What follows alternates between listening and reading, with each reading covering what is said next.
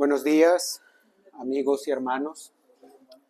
Qué gozo poder cantar al Señor, reconocer su misericordia, reconocer su grandeza, reconocer que Él nos salvó, que Él nos lavó por su sangre en la cruz.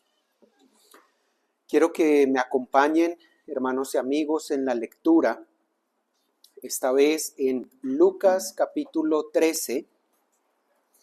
Estaremos leyendo versos 31 al 35.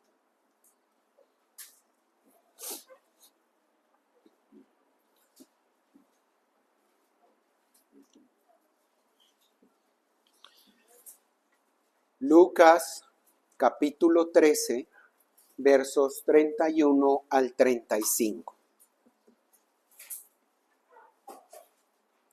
Dice allí: Aquel mismo día llegaron unos fariseos diciéndole: Sal y vete de aquí, porque Herodes te quiere matar. Y les dijo: Id decid a aquella zorra: he aquí echo fuera demonios y hago curaciones hoy y mañana, y al tercer día termino mi obra. Sin embargo, es necesario que hoy y mañana y pasado mañana siga mi camino, porque no es posible que un profeta muera fuera de Jerusalén. Jerusalén, Jerusalén, que matas a los profetas y apedreas a los que te son enviados. ¿Cuántas veces quise juntar a tus hijos como la gallina a sus polluelos debajo de sus alas, y no quisiste? He aquí, vuestra casa os es dejada desierta, y os digo que no me veréis hasta que llegue el tiempo en que digáis: bendito el que viene en nombre del Señor. Oremos. Padre, venimos una vez más a ti, Señor, reconociendo, Padre, que necesitamos de tu gracia, de tu ayuda, Señor. Nos reconocemos incapaces para entender y aplicar tu palabra por nosotros mismos a nuestros corazones, y rogamos, Señor, que nos asistas con tu Espíritu. Rogamos que seas tú usando tu palabra, Señor, en medio de nosotros para afirmarnos, santificarnos, Señor, para también llamar a los perdidos, a nuestros hijos, Señor, a nuestros invitados. Sé tú, Señor, bendiciendo esta predicación, asistiendo tanto a quien predica como a quien oye, Padre, para que en todo, en este momento de adoración, Señor, te demos la gloria. Oramos esto por Cristo Jesús. Amén. Amén. Bien, hermanos, continuamos con nuestro tema de Lucas, con nuestra exposición de Lucas. Y según esto que nos cuenta Lucas en este pasaje, comienza diciendo aquel mismo día. Es decir, entendemos en el mismo día en que el Señor estaba hablando la parte anterior, es decir, en el mismo día en que el Señor le respondió a este que se le acercó y le preguntó: ¿son pocos los que se salvan? Recordemos que el Señor no se centró en el número de los salvos, sino que al contrario nos dio unas advertencias muy valiosas para nuestra vida. Le advirtió el Señor acerca de la puerta estrecha, de la necesidad absoluta de entrar por ella, es decir, por Él, a la salvación. Entendemos que ese mismo día sucedió esto, según nos lo cuenta Lucas. Recordemos también que el Señor se encuentra en camino hacia Jerusalén. Había afirmado su rostro para ir allí, para culminar su obra, para pagar por nuestros pecados, para morir en la cruz, pero no podemos pensar que Él solo iba y ya, solo caminaba hacia este fin, sino que durante su viaje, en medio de su camino, Él seguía con su ministerio. Seguía predicando acerca del reino, recuerden, arrepentíos porque el reino de los cielos se ha acercado, y seguía haciendo señales y milagros. Tenemos acá, hermanos y amigos, un episodio que nos muestra ahora cómo, a pesar de las dificultades que se encontraba en el camino, a pesar de las amenazas de sus enemigos y aún de la dureza de aquellos a los que él se dirigía, a la dureza de su pueblo, de Israel, el Señor avanza con paso firme, con soberanía y con compasión hacia la cruz para llevar a cabo la obra de salvación de su pueblo. Así que en esta mañana me propongo que veamos de este pasaje algunas lecciones de la obra de Cristo. Veremos lecciones acerca de la obra de Cristo. Primera lección. La obra de Cristo depende enteramente de la soberanía de Dios. ¿Cuál es esta primera lección? No depende de nosotros. Depende enteramente de la soberanía de Dios. Aquel mismo día llegaron unos fariseos y le dijeron: sal, vete de aquí porque Herodes te quiere matar.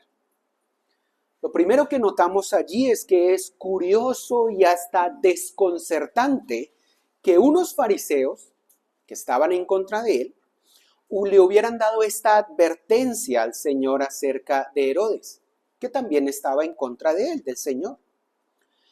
Es muy probable que esta advertencia no estuviera motivada por un interés legítimo de salvaguardar la vida del Señor, sino más bien con el propósito de estorbar su ministerio en esa región en la que él estaba. En ese momento se encontraba en la región de Galilea y Perea, que era justamente la región en donde tenía jurisdicción Herodes Antipas, que es del que se nos habla aquí. De tal manera que esta advertencia pareciera más bien, según también concuerdan los diferentes comentaristas, que tenía el propósito de persuadirlo a salir de esta región y que fuera a Judea, que era la región en donde el Sanedrín tenía una jurisdicción más cercana y podían allí influenciar más fácilmente para buscar su muerte. Así que vemos aquí una advertencia, pero los enemigos del Señor, advirtiéndole acerca de otro enemigo que lo iban a matar. El Señor les dice: id y decid a aquella zorra. La palabra que se traduce aquí como zorra es la palabra en griego que se refiere al animal, el zorro, al que de alguna manera es similar a los caninos, es decir, como a los lobos, los perros, tiene una forma similar, con la trompa alargada, orejas grandes, puntudas, se refiere a eso, o sea, se refiere a Herodes como un zorro. Debemos tener cuidado de no pensar que el Señor de alguna manera estaba diciendo una mala palabra, una grosería u ofendiendo a Herodes violando la ley. Guardémonos de esto porque Cristo es y siempre ha sido absolutamente santo. Más bien está indicando en un símil las diferentes características de este rey. Los zorros son animales astutos e ingeniosos y en algún momento pudiésemos decir hasta mañosos, furtivos, conocidos por su carácter destructivo. De esta manera también el Señor se refiere a Herodes así como un zorro. Dice el comentarista: al llamarle zorro, le atribuye su verdadero carácter, pues era astuto como un zorro, famoso por su astucia, su traición, su bajeza y por cazar, como se dice del zorro, lejos de su propia madriguera. Y aunque se trata de un carácter negro y feo de Herodes, no está mal en Cristo atribuírselo, ni constituía en él una violación de aquella ley que dice: no hablarás mal del gobernante de tu pueblo, pues Cristo era un profeta. Y los profetas siempre han tenido libertad de expresión para reprender a príncipes y a hombres ilustres. Recordamos que Cristo también ejerce esta labor de profeta. Como profeta, entonces, llamaba la atención a los diferentes gobernantes, tanto de los fariseos, del concilio, del Sanedrín, y acá se refiere de esta manera a Herodes. En otros pasajes en la Escritura vemos, por ejemplo, en Ezequiel, como en una profecía se refiere a los líderes como lobos. Estos son como lobos y, bueno, da una descripción de lo que hacen en Ezequiel 22-27. En Oseas también, en medio de la profecía, les está diciendo el Señor a los líderes del pueblo que todos ellos son adúlteros. Y recuerden el símil mismo en la vida de Oseas, que se casó con una ramera justamente para mostrar que así eran ellos, así era el pueblo. Así que no tengamos en mente que este es un pecado del Señor, sino al contrario, se refiere a él con un símil por las características que tiene en su carácter. Ahora el Señor continúa diciendo: he aquí, echo fuera demonios y hago curaciones hoy y mañana, y al tercer día termino mi obra.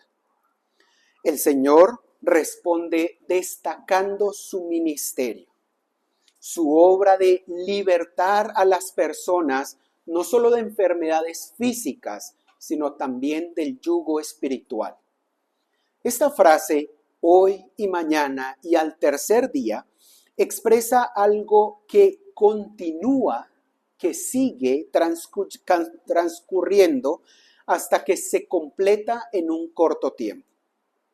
Noten acá que en su respuesta podemos ver que el Señor Jesús no teme a las amenazas de Herodes. Vayan y díganle a este zorro astuto: he aquí, esta es mi obra. Echo fuera demonios, hago curaciones y haré esto hoy y mañana y lo seguiré haciendo hasta que termine mi obra. E insiste, es necesario que hoy y mañana y pasado mañana siga haciendo mi obra, siga mi camino. El Señor Jesús no teme a las amenazas de Herodes. Él sabe que su obra en la tierra pronto acabará, que su ministerio acá pronto acabará y acabará con su muerte en Jerusalén, como él mismo lo dice. Pero su muerte no ocurrirá en el momento que Herodes o los fariseos quieran, sino en el momento en que Dios, en su soberanía, haya determinado para esto. Dicen: Señor, huye de acá, que te van a matar. Él dice: tengo que continuar mi obra. Tengo que continuar mi obra. Mi muerte, en otras palabras, no depende de Herodes, no depende de ustedes. Lo que sabemos es que ha de morir en Jerusalén. Vamos a Juan capítulo 7, verso 30. Juan capítulo 7, verso 30.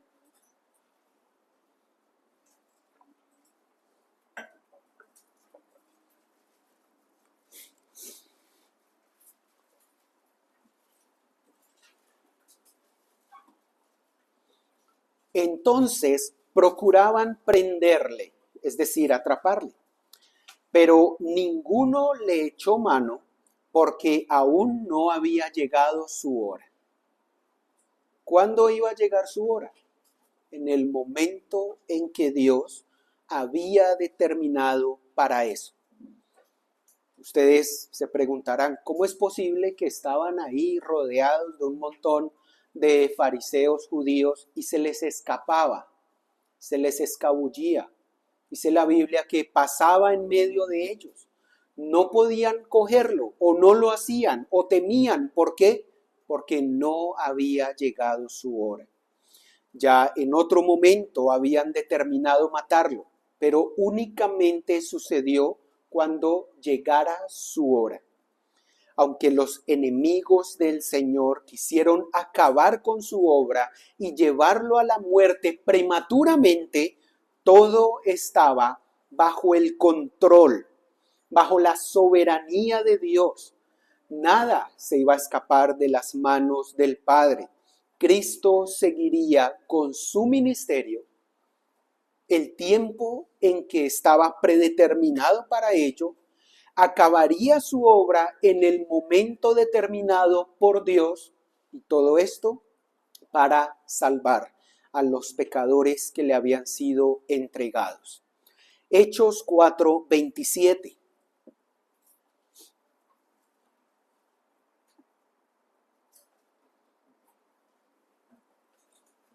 Hechos 4:27. Porque verdaderamente se unieron en esta ciudad contra tu santo Hijo Jesús, a quien ungiste, Herodes y Poncio Pilato, con los gentiles y el pueblo de Israel, para hacer cuanto tu mano y tu consejo habían antes determinado que sucediera. Dice acá entonces el apóstol, se unieron, se confabularon contra el Señor Jesús, a quien Dios había ungido. Los gobernantes, Herodes, Poncio Pilato, el pueblo de Israel, el Sanedrín, los principales sacerdotes, para hacer ¿qué? Lo que el Señor había determinado. Nada se ha salido, ni se sale, ni nunca jamás se saldrá del control del Señor, porque Él es soberano. Lo que había determinado en su consejo, en su plan que habría de ocurrir, ocurriría en el momento determinado. Así que el Señor no teme ante estas amenazas. Recordemos también que el Señor mismo en Juan dijo, nadie me quita mi vida, sino que yo de mí mismo la pongo. Tengo poder para ponerla y tengo poder para volverla a tomar. El Señor tiene el poder, el dominio, Él tiene la soberanía. Él no teme de estas amenazas y esto es un gran consuelo o debe ser un gran consuelo y ánimo para nosotros. La obra de salvación no depende de los gobiernos, no depende del mundo, no depende aún de la iglesia misma, depende de la soberanía de Dios. Tengamos ánimo, hermanos, y consuelo en medio de la labor que hacemos, en medio de nuestro camino cristiano, aún en medio de los ataques y las artimañas de nuestros enemigos, porque nuestro tiempo y nuestra salvación no está en nuestras manos, está enteramente en las manos de Dios, depende únicamente de su soberanía, no de nosotros mismos, no aún de los que quieran atentar en contra de nosotros. Fortalezcamos, hermanos, nuestra confianza en Dios, recordando que en nuestros tiempos enteramente lo que pase con nosotros está en sus manos. Todo lo que acontece en la tierra está bajo el gobierno de Dios. Así que sigamos caminando y sigamos perseverando, como dijo el Señor, hoy, mañana y al tercer día, hasta cuando nuestra obra, lo que nos puso el Señor en nuestras manos para hacer, para santificarnos, para testificar de Él esté completa. Segundo, o segunda lección, resalta la infinita compasión del Señor. La obra de Cristo resalta la infinita compasión del Señor. Versículo 34. Jerusalén, Jerusalén, que matas a los profetas y apedreas a los que te son enviados. Vemos en estas palabras la compasión del Señor. Vemos la compasión y misericordia del Señor sobre Jerusalén y entendemos esta repetición, Jerusalén, Jerusalén, como una expresión que quiere mostrarnos una emoción intensa, un dolor, un lamento sobre ellos, porque en muchas ocasiones le habían sido enviados profetas. Él mismo, el Señor, en su labor de profeta, había sido enviado para llamarlos al arrepentimiento. Todos los profetas que nos narra el Antiguo Testamento se les envió para llamarlos al arrepentimiento, para que se volvieran de sus malos caminos, para que se volvieran de su idolatría. Habían sido llamados a juntarse bajo la obediencia a Dios, pero ellos insistían en negarse. Ellos insistían en matar a aquellos que lo llamaban al arrepentimiento, y ahí está justamente el lamento. Es un lamento mezclado con compasión, porque eso que ellos hacen está mal, les traerá consecuencias, pero aún así el Señor sigue enviando mensaje para que ellos se arrepientan. Es como lo que veíamos la vez anterior. La puerta está ahí, sí es estrecha, pero aún está abierta. Aún hay oportunidad para que ellos se arrepientan.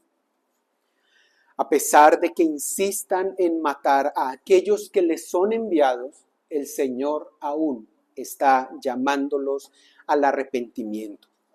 Esta, desafortunadamente, es una realidad del pueblo de Israel, el que fue considerado como el pueblo de Dios, que el Señor les dio su palabra, les dio su pacto, pero empezaron a asesinar y a perseguir y a agredir a todos los que se le enviaban. Ya leímos un poco de esto en Lucas 11. El verso 51 nos dice que desde la sangre de Abel hasta la sangre de Zacarías, que murió entre el altar y el templo, será demandada de esa generación. La sangre de todos los justos, de todos los profetas que les enviaron para llamarlos al arrepentimiento y no oyeron, sino que los asesinaron, será demandada de ellos. El lamento también tiene que ver porque él conocía bien la maldad de aquella ciudad. El Señor sabía qué crímenes se habían cometido allí en tiempos pasados. Sabía lo que le esperaba incluso a él mismo en el momento de su crucifixión. Sin embargo, le dice a Jerusalén: ¿cuántas veces quise reunir a tus hijos como la gallina reúne a sus polluelos bajo sus alas y no quisisteis? Ahí está la compasión del Señor. En medio de la obra del Señor vemos su infinita compasión de querer llamar a los suyos, a su pueblo, a Israel. Ellos se niegan, ellos matan y apedrean a los profetas, pero el Señor quiere juntarlos. El Señor quiere traerlos. El Señor se lamenta al ver también cómo los pecadores siguen persistiendo en su maldad. Se les está llamando, se les busca para que dejen sus malos caminos, pero ellos no quieren. Dice que los quiso reunir como la gallina reúne a sus polluelos bajo sus alas para cuidarlos, para cubrirlos, pero ellos no quieren. Son rebeldes, persisten en su maldad y dice el profeta también, ¿hasta cuándo queréis ser castigados? Porque se les llama y se alejan y se les llama e insisten con obstinación en rehusarse a venir al Señor. Esto es un lamento, pero también nos muestra la enorme compasión del Señor, que sigue llamándolos. Este lamento, además, refleja el lamento del Padre hacia aquellos que no se quieren arrepentir de su maldad. Veamos esto en Ezequiel 33, verso 11. Ezequiel 33, verso 11.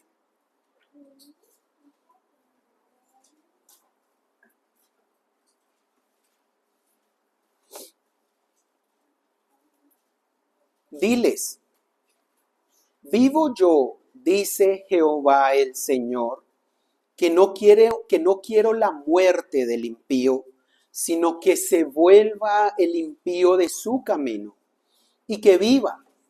Volveos de vuestros malos caminos. ¿Por qué moriréis, oh casa de Israel? El Señor no quiere la muerte del impío.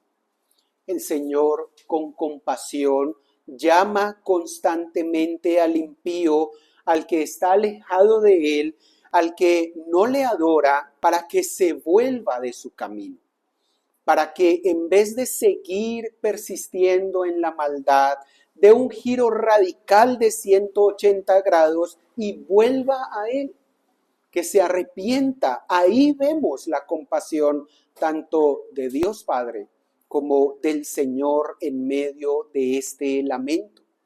Vamos también segunda de Pedro,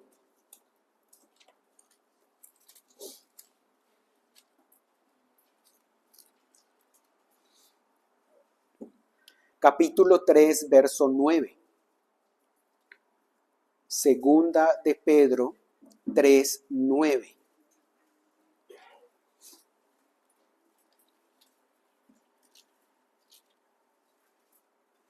El Señor no retarda su promesa, según algunos la tienen por tardanza, sino que es paciente para con nosotros, no queriendo que ninguno perezca, sino que todos procedan al arrepentimiento. El hecho de que muchos profetas, muchos anuncios, muchas predicaciones sean enviadas, aun cuando las personas la rechazan, es muestra de la compasión de Dios, de su paciencia para con nosotros, que no quiere que perezcamos. Si usted ha oído el llamado del Señor y ha oído su mensaje constantemente trayéndolo al arrepentimiento, esto es muestra de la compasión del Señor, la compasión de Cristo. Pero tengamos cuidado de no rechazar y agredir a aquellos que nos son enviados para advertirnos y amonestarnos por nuestros pecados. Ellos, a quien les habla, lo hicieron. Este era el lamento sobre Jerusalén y esto era lo que hacía el pueblo de Israel desde tiempos antiguos. Rechazaban, perseguían, agredían, asesinaban a aquellos que los llamaban a volver al Señor. Tengamos cuidado de no rechazar la palabra del Señor y a los que nos son enviados por Él. El hecho de que sean enviados a nosotros es una muestra de la compasión del Señor. Así que vemos la compasión de Cristo valoremos la compasión de Cristo al enviarnos su palabra, al enviarnos predicadores, aún hacia aquellos que terminan en perdición. El Señor mostró su compasión al llamarlos al arrepentimiento y tratar de juntarlos bajo sus alas. Aún a aquellos que se van de las iglesias, aún a aquellos que blasfeman del nombre de Cristo, cuando les hablamos de Él, aún el Señor está mostrando su compasión, predicándoles el evangelio del reino, tratando de que ellos vengan a Él, pero ellos se rehúsan. Ellos se rehúsan, ellos no quieren, ellos son los que rechazan al Salvador. No sea usted uno de esos. No sea usted uno de los que rechaza el Salvador, que quiere abrigarlo bajo sus alas. Si hoy te encuentras fuera de su gracia, no es porque sus alas sean demasiado cortas para cubrirte, sino más bien porque estás huyendo del único refugio verdadero. Debes reconocer en esta mañana que Cristo no es un Salvador que rechaza, que aleja a las personas, sino que su corazón está lleno de ternura hacia los que están perdidos. Un corazón lleno de compasión y de paciencia, llamando y esperando que las personas se arrepientan. Pero, como dijimos anteriormente, en el sermón anterior, la puerta se cerrará. Llegará un momento en que ya no es tiempo para esperar que las personas se arrepientan, sino que llegará el momento en que se cerrará la puerta y habrá juicio. Así que vemos allí en medio de este lamento también que la obra de Cristo resalta la infinita compasión del Señor. Tercero, la obra de Cristo implica juicio a todo aquel que la rechace. He aquí, vuestra casa os he dejado desierta, versículo 35. Y os digo que no me veréis hasta que llegue el tiempo en que digáis, bendito el que viene en nombre del Señor. Recordemos que Dios se caracteriza por su compasión y misericordia, como ya dijimos, pero su compasión no implica que Él tiene por inocente al culpable. Él es un Dios lleno de gracia y amor, pero también es un Dios justo. Éxodo 34, versículos 6 y 7. Estas palabras con que Dios mismo se revela a nosotros. Éxodo 34, versos 6 y 7.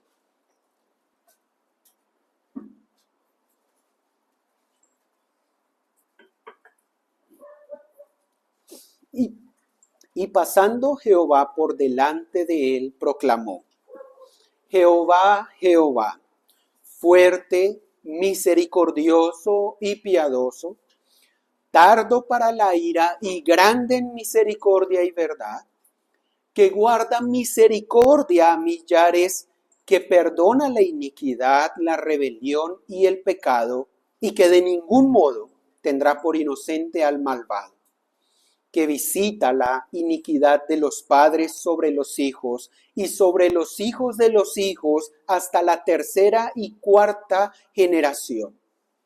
En este pasaje, que Dios mismo proclama su nombre, vemos que 3 veces se menciona su misericordia, su compasión. Pero esto no es todo.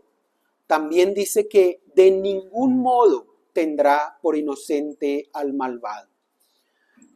El hecho de que el Señor sea compasivo no quiere decir que perdonará toda iniquidad, menos para aquellos que han rehusado arrepentirse. Ciertamente no tendrá por inocente al malvado, sino que visitará la iniquidad, dará el pago por el pecado, juzgará justamente a aquellos que no se hayan arrepentido. El rechazo de la compasión del Señor no puede terminar en nada más sino en condenación. Su casa, su templo, su nación, todo a lo que se aferraban será abandonada y será dejada desierta y vacía. Ellos no aceptaron al Señor, no aceptaron su mensaje cuando estuvo en medio de ellos. Cuando era el momento por entrar, el momento de entrar por la puerta estrecha, prefirieron andar por el ancho camino que va a la perdición. Así que son dejados a sus consecuencias y ya no le tendrán. Llegará un momento en que ya no podrán recibir esta palabra, ya no podrán volverse de su maldad, ya será demasiado tarde. Dice el Señor que ya no le volverán a ver, sino hasta cuando digáis, bendito el que viene en el nombre del Señor. En otras palabras, les está diciendo que ya no le tendrán, no le verán para recibir más amonestación, más de su profecía, más de su predicación que los llama al arrepentimiento, sino que le volverán a ver en su regreso triunfante en la segunda venida. El Señor les está diciendo, lamento que ustedes se han comportado siempre así, asesinando a los profetas. Ahora me amenazan a mí, desprecian la predicación, entonces su sangre sea sobre su propia cabeza. Es como lo que les está diciendo. El juicio del gran día convencerá de manera definitiva a los incrédulos que ahora no se dejan convencer. Ellos dirán, no soy tan malo realmente. No tengo que ir a Cristo aún. No es necesario que pierda los placeres de la vida. Ellos no se dejan convencer por más que diferentes siervos vengan a ellos y les digan, volveos de vuestras maldades. No se dejan convencer. Entonces, en aquel día, ellos dirán, bienaventurado el que viene en nombre del Señor. Y se alegrarán de su venida, pero ya es demasiado tarde. Ya no hay momento para arrepentirse. Reconocerán al Mesías como Señor y como Rey, pero no lo reconocieron en el momento que era. No fue a las buenas, no se humillaron cuando era, sino que lo terminarán reconociendo, pero ya la puerta se ha cerrado. Bendito el que viene en el nombre del Señor, estará entonces en el futuro, en la venida del Señor, en todo labio. Los que se arrepintieron antes de morir, aclamarán a Cristo llenos de gozo por su gloriosa venida. Y dirán esto gozosos de tener a su Señor de vuelta, gozosos de darse cuenta que el Rey ha venido por ellos, que ha venido a llevarlos a su gloria. Los demás dirán estas palabras a regañadientes, con remordimientos, sin arrepentimiento verdadero. Ya el tiempo ha pasado. Es tan majestuosa y tan radiante la gloria de Cristo en ese momento que todos se sentirán impulsados a rendirle homenaje, pero unos se arrodillaron voluntariamente y otros se arrodillarán forzosamente, porque reconocerán que el Rey de Reyes ha venido a ellos. Así que en su lamento, y en estas palabras el Señor también está profetizando lo que pasa con el pueblo de Israel. Su casa es dejada desierta, su habitación, lo que valoraban ellos, el templo que tanto idolatraban, porque realmente no estaban adorando al Señor, fue dejado desierto y vacío, y rechazaron a su Salvador. Tanto que lo esperaron, que aprendieron de él en las profecías, en el Antiguo Testamento, tanto que quisieron trazar y descubrir por qué línea venía el Salvador, pero cuando llegó, le rechazaron. Cuando llegó y quiso abrir sus alas de misericordia y compasión sobre ellos, dijeron: no, necesitamos un rey político, poderoso, que nos libre de las manos de Roma. Pero no se dieron cuenta que este rey venía a librarles de sus pecados. Venía como desde el pasado a llamarlos al arrepentimiento y a volver a las sendas antiguas. Así que, hermanos y amigos, cuídense de no rechazar al Señor, de no rechazar su palabra, de no rechazar la predicación, y estén advertidos de las terribles consecuencias de endurecer el corazón hasta tal punto que se pronuncien estas palabras sobre ustedes: he aquí vuestra casa os es dejada desierta. Hasta aquí no me quiso oír. Esperemos a cuando llegue aquel día en que me vean y digan: bendito el nombre que viene, bendito el que viene en nombre del Señor. Pero ya no hay más tiempo para arrepentirse. Es imposible, hermanos y amigos, mantenerse neutral ante el Señor Jesús. Rechazar sus alas protectoras es elegir una casa desolada. Rechazar su compasión, su misericordia, es elegir el juicio. Es darse cuenta que en el futuro ya no hay nada más que hacer. En el momento en que alguien rechaza a Cristo y se aleja absolutamente de Él, ya no hay más para Él gracia. Lo único que puede hacer es humillarse a Cristo. No rechace a Cristo. No piense que puede mantenerse neutral hasta un cierto punto de su vida en que diga: ahora sí voy a acercarme. Puede que ese momento no llegue. Una vida desprovista de la presencia salvadora de Dios es lo que implica dejar a Cristo y tener una casa desolada. Pero para aquellos para quienes le acogen, Él es nuestra morada eterna.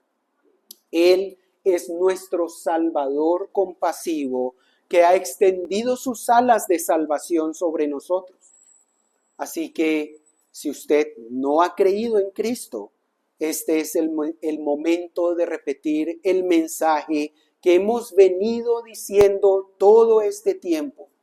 Venga a Cristo, refúgiese bajo sus alas, no rechace su obra ni rechace su llamado al arrepentimiento. Oremos. Padre, estamos agradecidos, Señor, por tu palabra. Estamos agradecidos, Padre, por mostrarnos, Señor, tu soberanía, la compasión que tienes hacia tus hijos, la compasión con la que has venido, Señor, predicando el arrepentimiento y la salvación durante mucho tiempo, Señor, por profetas, por la palabra de Cristo, y aún en la actualidad llamas al arrepentimiento a los pecadores. Señor, rogamos, Padre, que ablandes nuestro corazón, que no permitas que rechacemos tu voz, Señor, que no nos permitas rechazar, Señor, la voz que nos llama a arrepentirnos de nuestros pecados. Líbranos de nuestra propia ceguera y dureza en el corazón. Permite, Señor, que accedamos a ser cubiertos bajo las alas majestuosas de nuestro Salvador. Líbranos de tener una casa desierta y vacía, desolada, Señor, llena de angustia y en infinita tristeza en la condenación. Libra a cada uno de los presentes, Señor, de la condenación del infierno, y permítenos también a los hermanos en seguir perseverando por caminar, Señor, en el camino estrecho, en la senda estrecha, siguiendo a nuestro Salvador. Damos gracias, Señor, por tu palabra en esta mañana. En Cristo Jesús. Amén.